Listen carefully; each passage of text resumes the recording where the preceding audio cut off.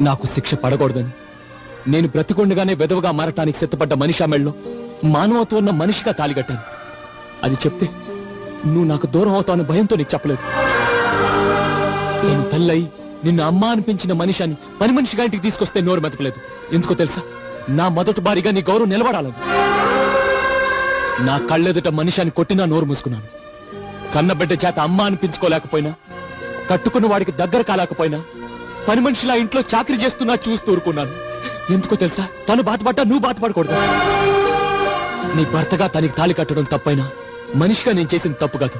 మనస్ఫూర్తిగా నేను ప్రేమించాను, ప్రేమిస్తున్నాను. నా మనసులో మొదటి స్థానం నీదే. నువ్వు నాకే శిక్ష విధించినా అనుభవించడానికి సిద్ధంగా ఉన్నాను. కానీ నన్ను వదిలి వెళ్ళిపోతానని మాత్రం అనుకో. నిన్ను వదిలి నేను ఉండలేను. నా బిడ్డ మీద ప్రమాణం చేసి చెప్తున్నాను.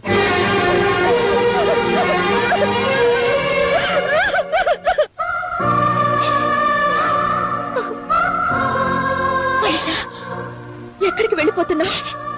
సీతారాము లాంటి మీ మధ్య నేను ఉండకూడదు. నన్ను వెళ్ళనివ్వక. నువ్వెవరో తెలియనప్పుడే నేను ఇక్కడ తీసుకొచ్చాను. రాముడికి సీత ఒక్కతే ఉండాలి.